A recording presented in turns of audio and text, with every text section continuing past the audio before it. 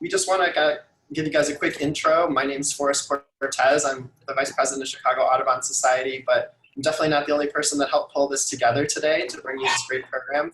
I'd like to give a shout out to Antonio Flores, who's kind of manning all of the moving around that's going on and recording the session so that it'll be available afterwards so you can come back and catch stuff that you might have missed or share it with your friends. And definitely thank the rest of our board who's helped to pull this together. John, Judy, Radhika, they're all on today, and as well Annette Prince, who's also going to give a quick shout out about some of our advocacy efforts. So really quickly, Chicago Audubon Society was founded in 1971. It's our mission to connect people with birds and nature through educational programming, field trips, advocacy, stewardship, and research. Our vision is that all communities in our region understand, value, and protect birds, other wildlife, and habitat. And we rely on all of you as members of our community to keep us energized and effective, especially during these times. So we're really excited to have you all here today. Some of you might have caught the other two presentations in our series, Bird Feed, and so we're excited that you stuck with us, or if you're new, we're excited that you chose to spend your Tuesday evening with us. So if you have questions that come up during the presentation, just bring your cursor to the bottom of the screen and hit the chat option and go ahead and drop those questions in the chat so you don't forget them by the end of the presentation. We'll have some time at the very end where we'll read off the questions, and then Mary will go ahead and provide answers for you guys. One other thing to know is that this is going to be recorded, which I shared with some folks earlier, so you don't have to be recorded. You can turn off your video and your sound, but we did want to make sure that this is available to folks afterwards so that they can come back and enjoy if they weren't able to join us this evening. Don't feel pressured to be on camera or to say anything. We're glad to just have you guys here. If you have any questions, feel free to send us a message in the chat box. And without further ado, I think I'm going to go ahead and turn things over to our wonderful presenter, Mary Hennen of the Chicago Peregrine Program. And she's going to talk about from decline to recovery, the path that Illinois' peregrine population has taken in recent years. So without further ado, I'll pass this over to Mary, and then we'll follow with a quick advocacy note from Annette Prince, and then a question and answer period. Thank you all for joining us. All right, and now everybody sees that wonderful piece of artwork by Tony Fitzpatrick, right? All right, so we're good to go then. I want to also thank everybody for coming and that. I know I am speaking to an Audubon group, but still there might be somebody new to the peregrine world. So what I'd like to story, their history, and then we'll walk through a nesting season since that's what we're in the middle of now. Originally, we all had planned that you guys would be together with me and we'd be able to see my live peregrine. But hopefully after the question and answer, I'll try to grab the computer and we'll go out into the backyard and we'll try to take a look at Molly. So if you hang on to the bitter end, that's what we'll find. And just so you know how we feel about not being able to get together, I enlisted the aid of my beautiful baby Piper. And there she is. Not only putting her up because she's a gorgeous German Shepherd, even if she's sticking her tongue out at everybody, but if you hear barking, you know who's being a bad girl in the house. And I usually, to tell you the truth, start a program with her anyway. I like to do a reminder that even though we're talking about a wild species that is living in an urban environment, they are wild birds. They are not tame, they're not domesticated, they don't go where I tell them to or do what I want. It's all up to them. So if you see a German Shepherd pop up in the presentation, you know what I am reminding you of. All right, so let's go. Peregrines are a mid-sized raptor. They're found on every continent except Antarctica. They're naturally cliff-dwelling birds, so they're using the ledges of those cliffs to nest on. In your birds of prey, females are larger than males. So a male peregrine gets his name tercel, it just means a third. He's a third smaller. He's not a third of the size, but a third smaller. Plumage-wise, you see on the left an immature bird, brown with vertical streaking. Adults are a slate gray back with light barring on the front. A good field mark for your beginning birders is look at that malar stripe, the cheek stripe. So look at the immature and the line that goes down from the eye down. If you're trying to distinguish it, in our chat room, somebody was talking about Cooper's hawks nesting. Look at the adult, see how far the wings go down to the bottom of the tail. If it was a Cooper, it'd go up to the top. Look how thin the barring is, the light color barring in the tail. Coopers, it would be very thick. I'm talking about Cooper's hawk because they're essentially the same size raptor, 16 to 20 inches on that. All right. Peregrines are known for being the fastest animal in the world. They're aerial hunters, so they're hunting in flight, so catching other birds, maybe something like a bat. And what they'll do will be soar up high, and when they're diving down to catch another prey species, they'll tuck their wings in what's called a stoop, and that's when they'll get those great speeds. They're over 200 miles an hour.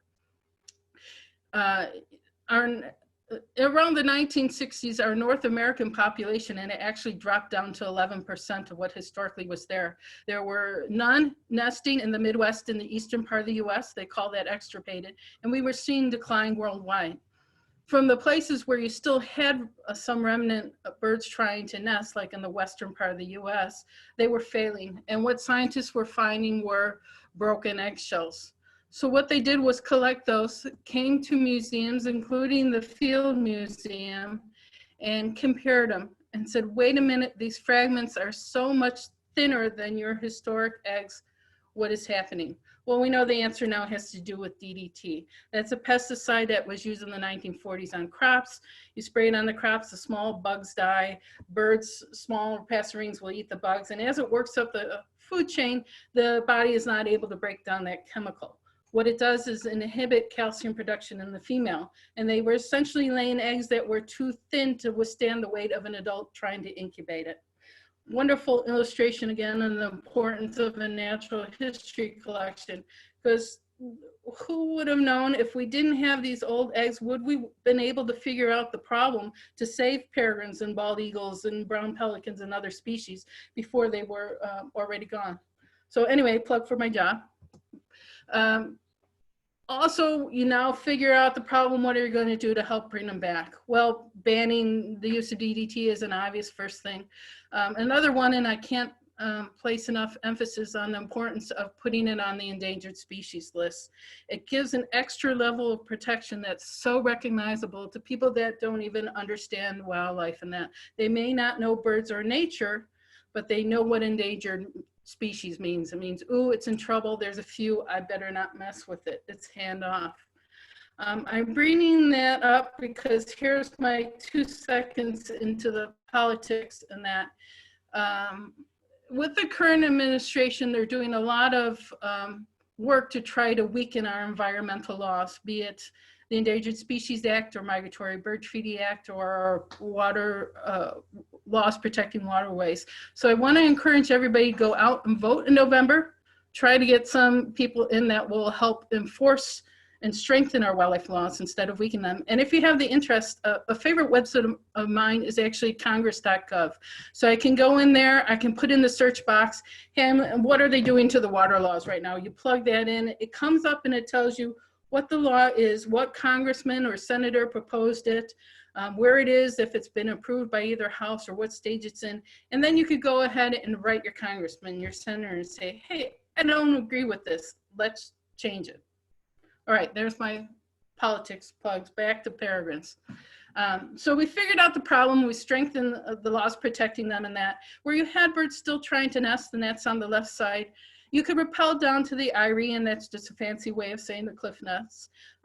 Take the real eggs, put fake eggs so the adults stay incubating, but take the real eggs into a lab, hatch them safely. They used puppets to make sure they didn't imprint the birds on people. And when they were a couple weeks old, they would return to that nest site, rappel back down, put the chicks out. The adults take them. What do you do in our area, in the Midwest and the eastern part where you didn't have any birds? And what we've learned is you can breed these in captivity and reintroduce in the wild. It's a process called hacking. Falconers were actually the people that had the stock, the birds that we were able to breed. And a key point of this was that these birds can learn how to fly and hunt on their own without an adult showing them how. So these hacking sites essentially worked like a dispersal spot out into the Midwest. And Illinois is helping Wisconsin, Wisconsin's helping Indiana. It's a regional basis that you're seeing it. So we did hope they would return to cliff sites, and they did somewhat, but they started showing up in cities. And if you think about it, the city is nothing but a pseudo cliff with ample prey. There was plenty of ledges, no competition for use of that. People have come and said, oh, well, you put them in Chicago, you had a release in Chicago. Well, that's where that German Shepherd reminder is. I can release it, but that's a dispersal point. It doesn't mean that they're going to stay. I can't go, hey, sit, breed on this building. If you look at where are adults from, and that's the map you're seeing, you can see that regional movement. We've had them from all the Midwest states in Canada come to breed somewhere in Illinois. Having said that, keep in mind the adaptability to that urban environment, and you see how much of our population is relying on it. That's what's helped them recover so fast.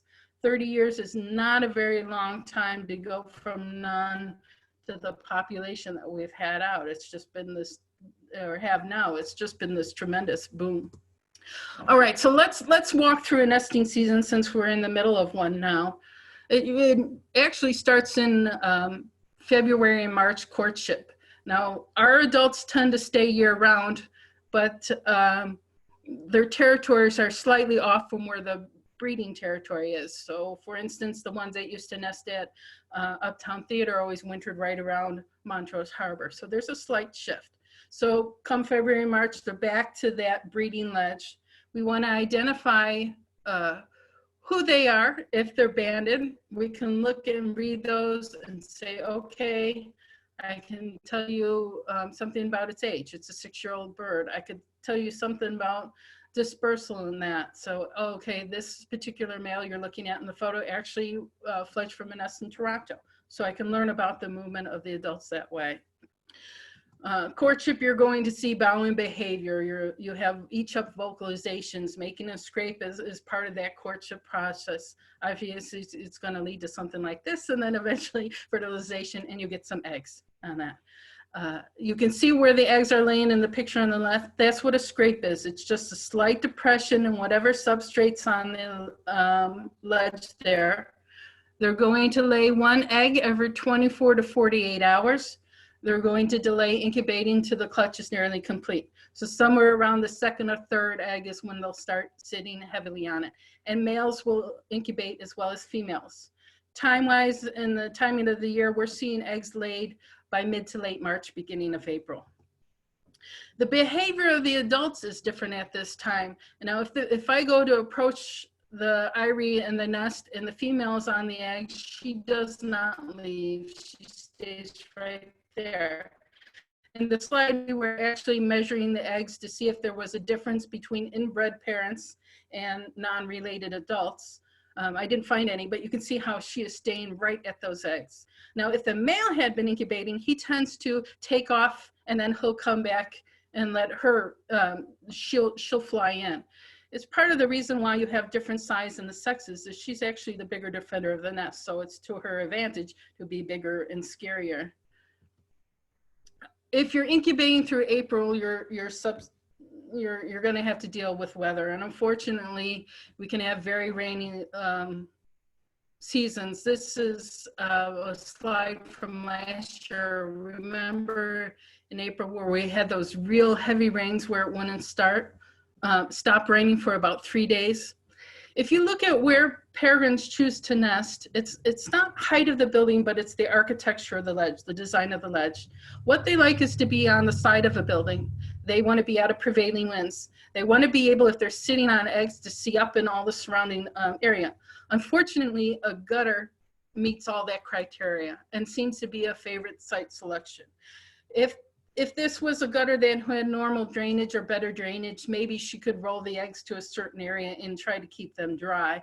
In this case, there was no drainage on the ledge and there was just too much rain too soon. If a nest fails, there is time they usually are able to re-nest. And in this case, they did nest on another building and fledged young. For fans of the Steve and Linda pair that are in the Belmont area, this was Linda last year. And I'm sorry, that's the sorriest picture I've ever seen of a peregrine. If it's not rain, It's snow. And if you're ever wondering if we've had the last snowstorm of the season, email me and say, hey, Mary, have the peregrines laid eggs? We always get a snowstorm after they started laying eggs. In 32 years, it's only not snowed about twice. And then after that month of waiting and somewhere around Mother's Day, we have hatching. Because they delayed incubating, they tend to hatch around the same time in 1 or 2 days. At this time, the females would do the behavior of what we call brooding. So those young chicks are not able to thermoregulate until they're somewhere around a week old. So she's going to tuck them under for warmth.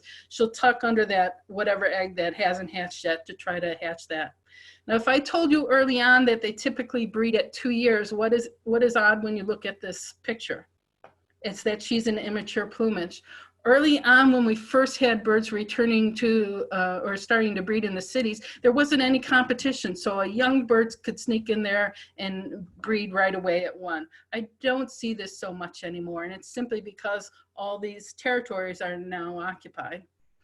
Now the male does only a little bit of brooding, usually when the female is off hunting. Now, the behavior, though, of the aggressive defendingness increases a 100-fold when you have chicks hatch. I know you guys are all birders. How many of you been out near a red-winged blackbird nest and been popped in the head by one? Now, peregrines will do the same thing. You can see, I see hands raised. You see that she's just about rolling. What they do is roll their foot in a fist, and as they fly by you, they sort of drop their foot, and they're smacking you. Aggressiveness tends to be a 2-factor thing. 1, it's time of nesting season. You don't see it during incubation. You see it when you've got chicks. 2, there is individual variance. So we've had some very tolerant pairs. We've had some females that will smack people on the building next door. They don't care. They're just aggressive to everything. You have some males that will do that as well, but tend to see more in female. This is usually the time of the year that I find or get word of a new eyrie. Think of this poor window washer who was out, who didn't know that there were peregrines in the flower pot next to him because she was sitting tight, and suddenly the eggs hatch and he's being bombarded. Or it's an engineer who's out trying to deal with air conditioning unit or something like that. Then I get the call that, hey, there's this bird attacking me. Well, here's essentially what my job is in the peregrine world. I'm trying to be the liaison for the bird to the public. This is what you have, that's what's going on. This is the time of the season, the Protected and Migratory Bird Treaty Act. We're going to help you get through the season. At the end, you can make the decision. Do we want to keep them? Do we want to enhance where they're nesting? Or do you want help trying to move them on to a new location, which is essentially just blocking them from using that particular flower pot or whatever it might be again. Chicks in the nest means there's more family to feed, so the male will do a majority of the hunting. He will also cache food. That means just hiding and storing extra one, be it laying an extra bird on a ledge, or in this case, maybe he got that red-winged blackbird that popped you in the head, and now he's tucking it into a crevice on the Uptown Theater here. All right, we're now around Memorial Day. Our chicks are about 21 to 24 days old. Physically, they're as big as they're going to get, but you can see the little brown edges to them. Those are the flight feathers that are just starting to come in. This age, I don't have to worry about putting a band on the leg and the leg outgrowing the band. If there's any doubt, remember I said how females are bigger than males? That means different size bands. We'll put the female band on, just to be safe. Again, I don't have to worry about prematurely fledging them. The flight feathers are not there yet, so it's the perfect age for that. Now, when we go out, and this is an odd sort of picture, we're not trying to sweep the birds away, but what Stephanie is on my left, Kaylee is on my right. What they're doing is if the peregrine likes to hit the high point, you're creating an artificial high point for them to hit. And the broom and the bristles, they'll safely hit that and go right through it. Don't hurt them, don't hurt us. So they're not swinging at it so much as they might arc that broom to sort of follow her flight pattern. My being between them, the focus is just to go out to that corner to grab the chicks, and we're bringing them in to be able to band. I put this in because so many of you know Josh Engel, and it's just one of my favorite hilarious pictures. You can sometimes use the architecture of the ledge to protect you. In this case, you can see that we're on a fire escape and the balcony railings were protecting him. But we opened the door and it created this vortex of wind that just the flight feathers that went up, and you look at his face and the face on the bird and it cracks me up every time. It's great. All right, the defense of a chick, obviously he can't fly at you, but what he can do is flip on his back and try to grab you with his foot. They call that footing. Those are razor sharp talons. You could hurt somebody with that. It makes it easier. For me, I can put my glove hand out, they try to grab it, and I can scoop up the bird. Now we bring him in, we want to study as much as possible. So obviously upper right picture, we're putting the bands on. Those are unique to the individual. Again, you can learn things about longevity and dispersal. On the lower left, we can collect the ectoparasites that are on them, be it flies or mites or ticks or whatever, and study that. Lower right, we're drawing a little bit of a blood sample. That blood sample is going to be preserved and fixative. It can be archived and studied at a later date. You can look at genetics. We've had a researcher from New Zealand look at bloodborne parasites in it. Again, just study as much as you can while you have them in hand. Now, if there was any risk that the parents wouldn't take them back, we wouldn't be doing that, because what we want is successful breeding pairs. But since they do, we have that luxury to learn more. So, okay, this little guy is back and we're at about 30 days old. Now we're at about 35 days old. You can see we've lost most of the down. There's a little bit on the head and the pantaloons. They fledge around 40, 42, 45 days, somewhere in that neighborhood, a little over 40. Males being smaller tend to feather out sooner, and we see more males take their first flight first than females, but there's no hard, fast rule on that. Because the time of the year we're in the later part of June, it can be really hot days. I just want to put a warning out. People that watch webcams, peregrines lay down. It doesn't mean the bird's sick. It doesn't mean it's overheated. Peregrines just lay down. Now, the first flight, and if I use the term flight, we're being a little gracious to it because they don't know how to do it yet. It's just a glide down to another level. Sometimes they didn't mean to go. It's a sibling fighting over food that knocks them off, or the wind catches them. But either way, they're just going to glide down, hopefully land onto another roof or something. If they land onto the ground, you know, in this case, this is bird up near Illinois Beach, it's fine. They'll sit there for several hours. They'll recover for that. They might stay down there and scream for food. The parent generally doesn't go down to the ground to feed them, not because they won't land on the ground, but they'll use food as an enticement to get it to fly again. So it might fly past it with the prey and the talons let it see it, and then they go up and land somewhere where they can hear it and try to encourage that bird to fly again. Now, if you're at the beach, you're fine. You could sit there all day. If you're sitting at Union Station in rush hour, well, now then you have an issue. I can't say how grateful I am to all the people that go out and do the fledge watches. The CBC and the bird collision monitors are wonderful at picking up our birds and answering the calls for them down in the city. There are groups like the Evanston Falcon Watch, the people with the Rockford Falcon Watch, the Mississippi Audubon, that spend all day in their chair. I see Pam. Hey, Pam. And I don't want to shout out to everybody because there's so many of you guys. Deborah, I see you too. She runs the Falcon Watch. You're the core of the group because you're watching after those birds. So anyway, you're taking the bird, you're picking up, you're making sure it's fine. If we can, we put it back to the nest ledge. If something breaks, or maybe it's an unbanded bird and we have no idea where it goes, we can't risking putting it in somebody else's territory, because a peregrine will take out a peregrine. But we can have that option of going back to that whole hacking method, and then essentially we'll go into rehab and learn to fly and hunt in a free flight chamber. And then when it's ready to go in the fall during migration, we're going to let it go. The first 3 weeks out flying, they start to finally do it well. You see this aerobatic type of things, like here they're touching talons and tripping another.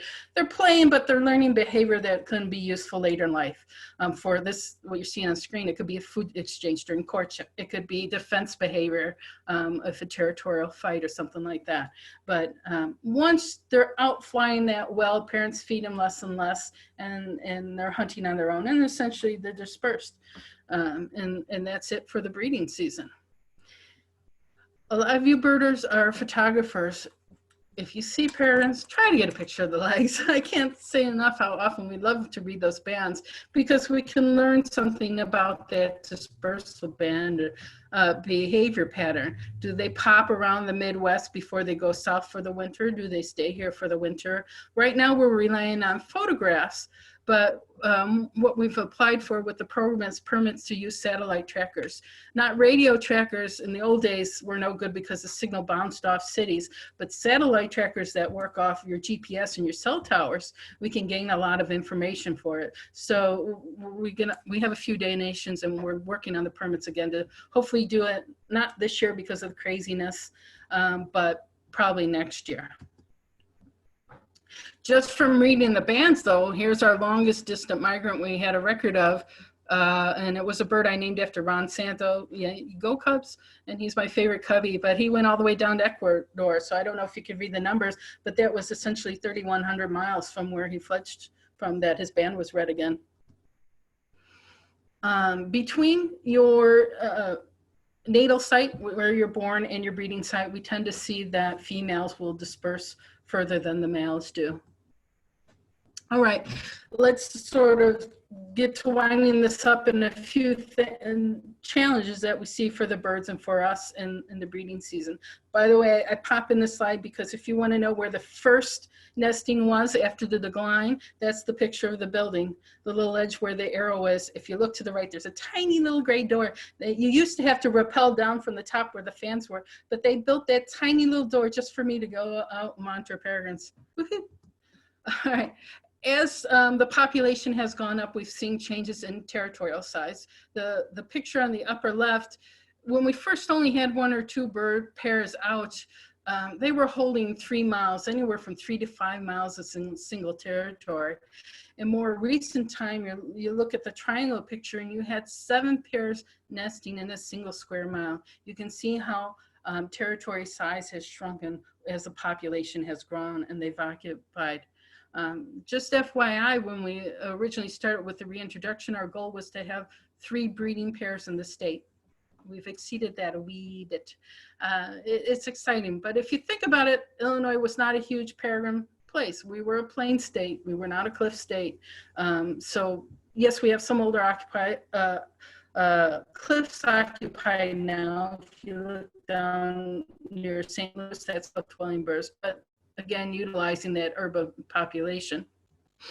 As you get more birds out and more territories, there's more competition for use of those sites. So now we're seeing more actually fighting between the birds. This was a female at our, she was actually holding 2 sites as her home, a South Loop and Pilsen, going between them. And typical injury is the eye injury. That's something, if you have a bird flying up at you, I know what you tend to do is look at it and want to see where it's going. But I would recommend tucking your head in and not turning your eye up. You don't want to be caught by that stray foot or that wing or something going by your eyes. Interesting, when she went into the rehab center, you look at the slide, the 3 white circles, she had been shot at some time. That's steel pellets. If that had been lead pellets, she would have been dead. And the yellow circle, she had probably in the fall broken her radius. If she had broken both of them, she would have been in longer rehab. But it's just sort of showing that these birds are actually living through a lot to be able to survive out days. We do see, again, this is back to that territorial fight injury. This is a bird that was out, survived and was this way for a number of years. She bred at our whacker site. She was out flying. She had young. She probably had some sight in there because if you lose sight in one eye, you lose your depth perception. And then you're going to miss being able to actually capture prey. So they would consider that non-releasable. And just so you know about Bob, she did recover, but she lost the sight in that eye. So she's an education bird, kind of like my Molly is permanently disabled and I use her for education. Mine's an imprint. This is a physical injury. So that's a challenge that the birds have to deal with. What's something that the people have to deal with? Well, say you winter in Aruba and you come back and you are in your place and you, on your balcony, you find eggs in your flower pot. Well, again, here's where I play the role and I'm going to help you through the breeding season. The first time we sort of had it, it's like, okay, this is what's going on. They didn't mind giving up their balcony for a while. You can see the birds in the little flower pot. The adults are on the railing. But what I hadn't thought about is when the young are out and mobile, I don't know if you can tell, but that ledge is just covered with whitewash all over. It's a learning experience for myself as well. Now what we do is we go out and try to be proactive and we tarp it. The female is in that flower pot, by the way. Again, when they're tight on eggs, they are going to sit there and I can do this sort of thing. Again, I'm trying to make it as easy as possible for us to be living in close proximity to these birds. All right. If people don't want them, I'm going to help block the ledge.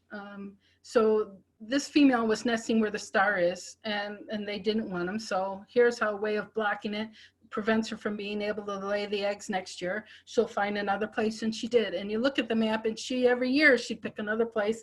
Condo can be very complicated if you're trying to nest. You might welcome them, but the balcony above you doesn't want them, and they're hitting the people up there. So it has to be a group decision.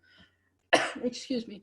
So you might wonder, are we causing undue stress on these birds by forcing them to move every year to a new place and a new place and a new place? Well, to answer that, I would look at this pair. Now this is along the Chicago River. I call them the river birds.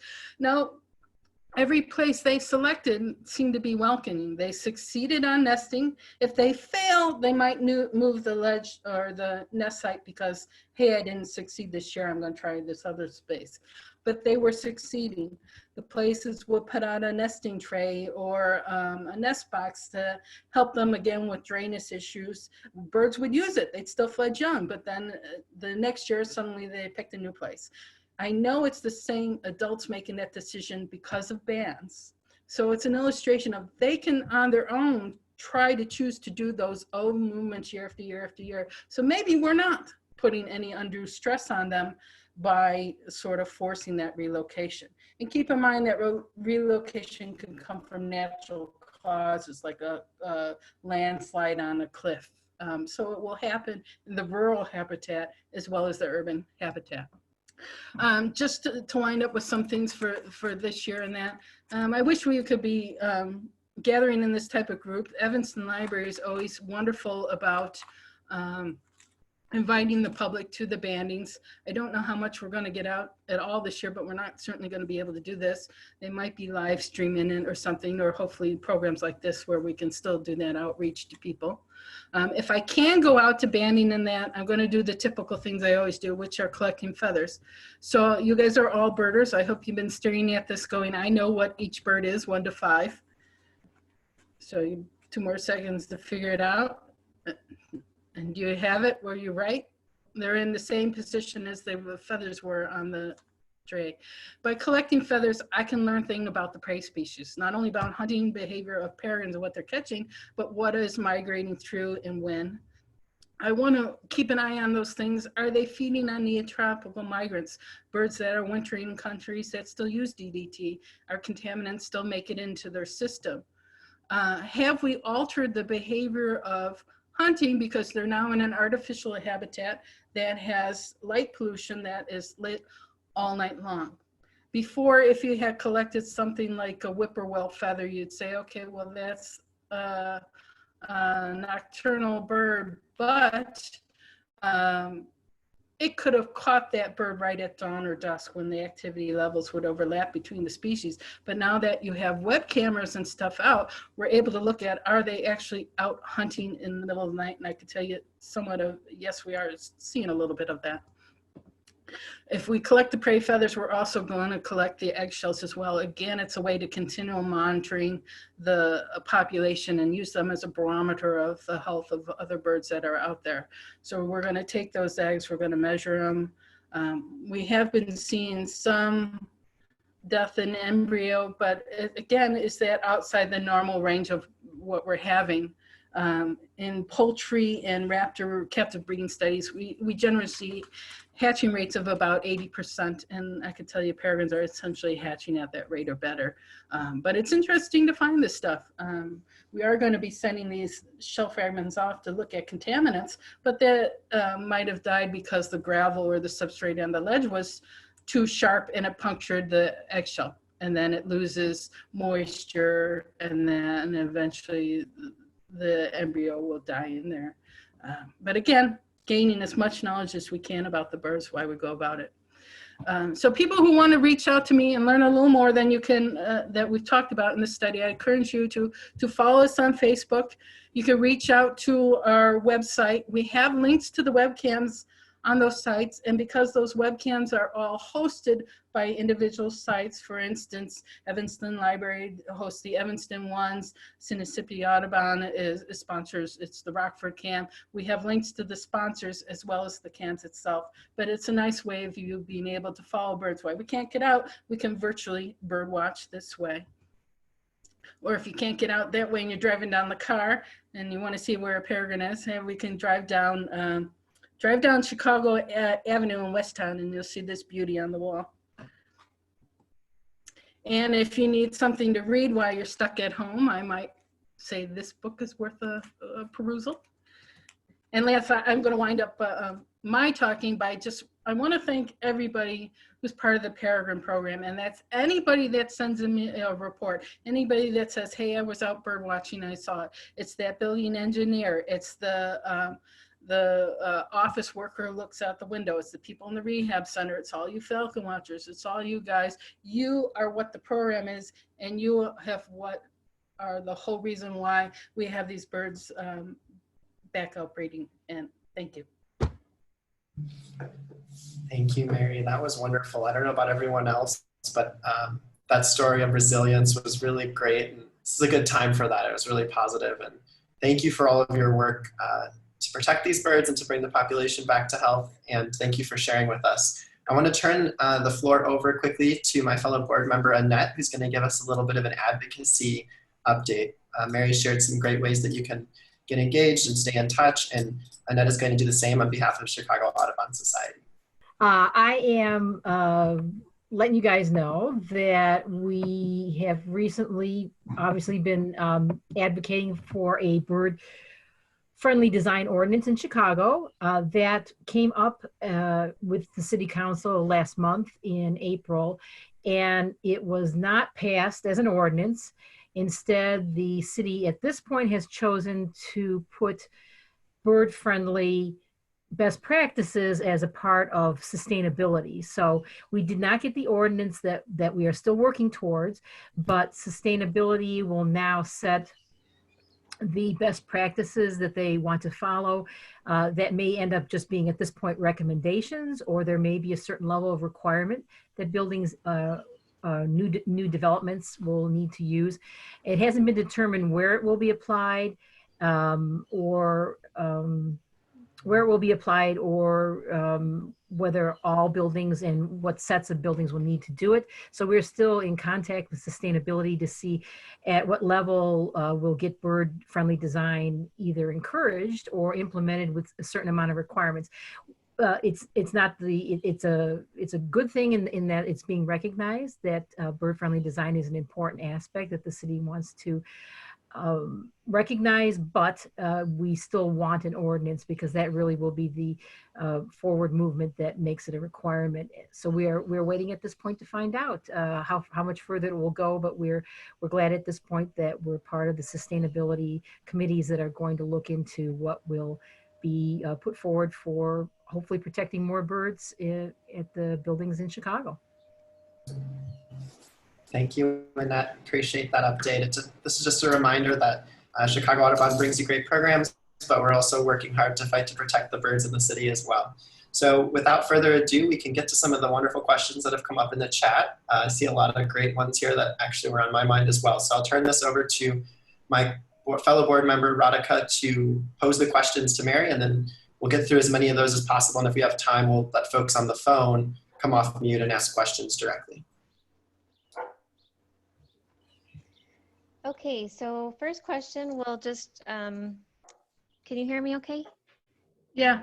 Okay, so first question, we'll transition straight from what Annette was talking about in terms of window strikes. Are they a big cause of mortality for adults or chicks in the peregrine population here?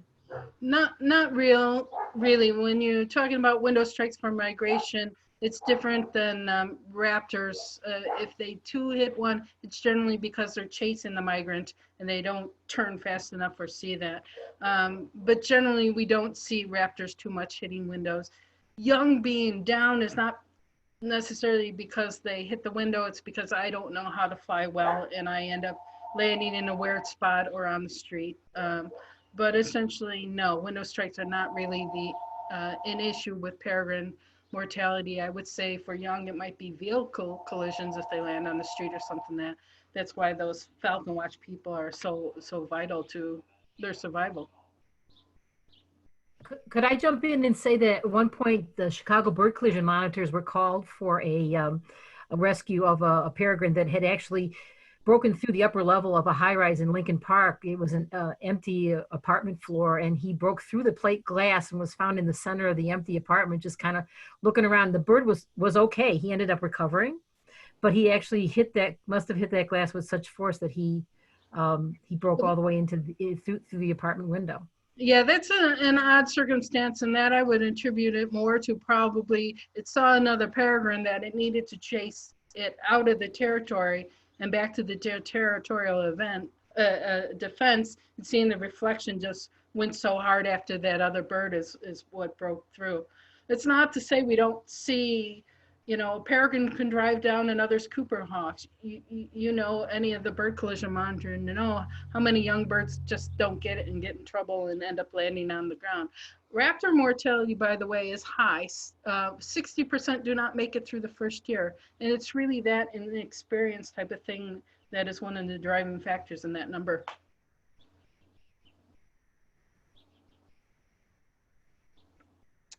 Thank you. We have a few questions related to specific nests. I'm wondering on your website or on the website that you posted on one of your slides, are there updates about specific locations where people can check on the status of a specific pair? Like there's a question on,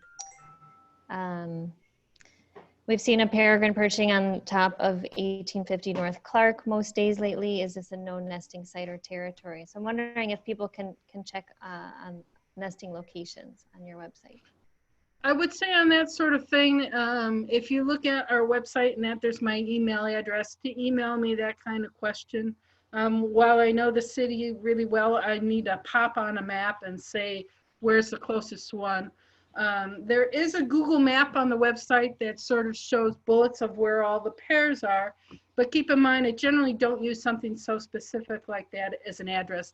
I don't want people to be able to go, hey, I want to see the peregrines, or causing trouble for the building residents. So to protect the birds and to protect the buildings. So locations are slightly off. I have to admit, I haven't probably updated the Google map. Usually there's a bullet that you could open that will say, here's who the adults are, and here's, where we're at this stage of nesting. One thing to keep in mind that this is a very challenging year for us. So while we can watch through webcams at a few sites, a lot of our info came from office workers that are working from home. So we're not getting that input. We have some engineers because they're critical employees that report to us, but there are a lot of sites this year that I just don't know. We have a pair, here's an exception that I can tell you where they're located because you can't get anywhere near to them, but the St. Mary's Hospital, obviously we're staying totally off from that site. We don't want to bother them. They don't need us trudging through, and we just, for health safety, are not going to go there. So how we're going to be able to monitor those birds are, if there are unbanded young that fledge right around there at the right time, then we can have some proof of succeed in breeding. But I might not be able to answer your question simply because we just don't have access to that site. But I'll try. Okay, there is a question about, do you know what happened to the pair that used to nest on the fire escape at the Uptown Theater? That's an interesting territory, and the entire span of that being occupied, which is somewhere 13, 14 years, it was a single female that held that territory. She went through a number of mates, including her own son at one point, which was part of that whole inbred study. but when she had her last male leave her, she held it as a single bird for 1 or 2 years as a very old bird, maybe because she couldn't breed successfully. But anyway, when she abandoned it, it's never been occupied since. I don't know why. If it was good for them, why isn't it good for a new pair? The closest we've come is we did have some sightings this over the winter of them in the neighborhood. Again, that pair, winter territory had always been Montrose, and we had that interesting pair in the fall show up at Montrose. We were hoping they were going to use the territory, but not yet. So it was abandoned, and the long answer, or a long way to get to the answer, is it was abandoned by the birds, and I don't know why.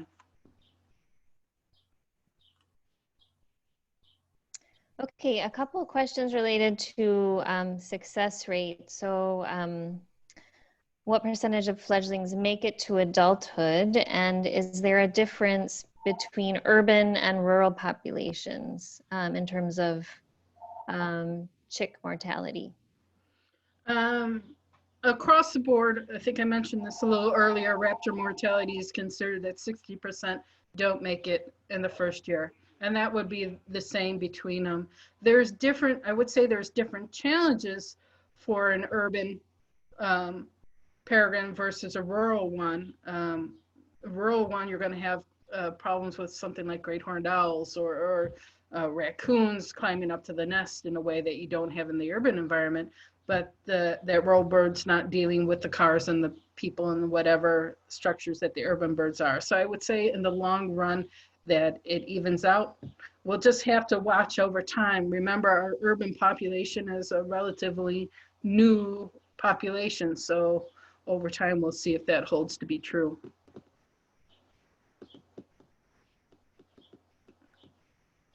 Okay, there's a question way at the beginning. You mentioned some environmental laws being reversed. Can you repeat the website that you recommended people learning more about that?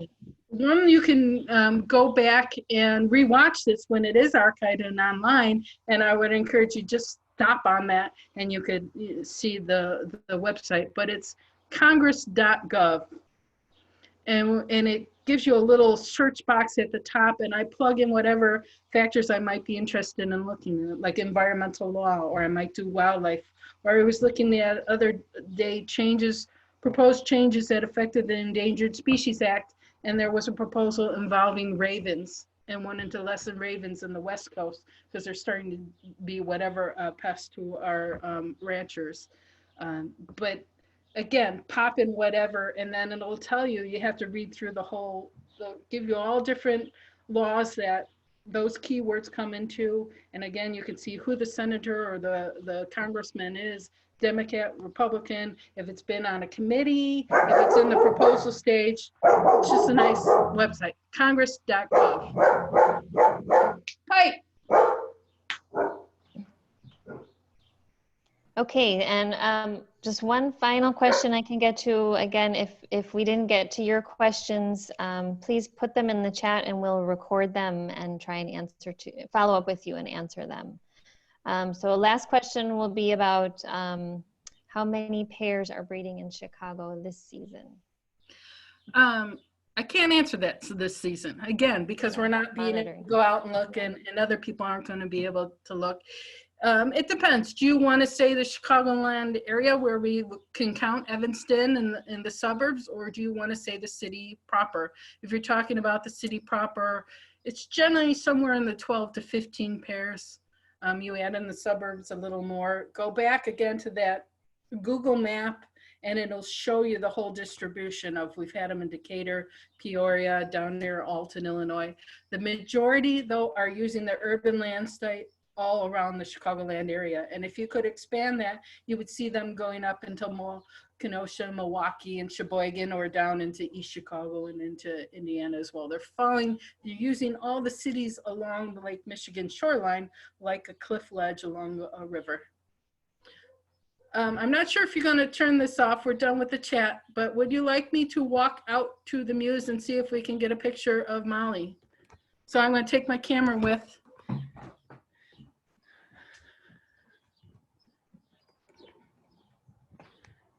A muse is a fancy way of saying a house for a hawk. I have 2 permanently disabled birds. One is a peregrine. She is 12 years old. Again, she's an imprint. And the other is, now that's a yelling. Yesterday when we came out, she was doing courtship. I think she can see, let's see. I'm tilting that. Oh, can you see her? There she is. Yesterday when we practiced, she was out doing e-chopping and whatnot.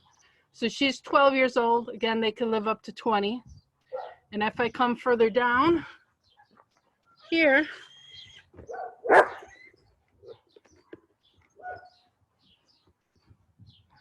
see if I can get, there's my redtail. So he is 31 years old. He's 31, and Redtail Hawks can live up to about 35 years. Again, also being an imprint. All right.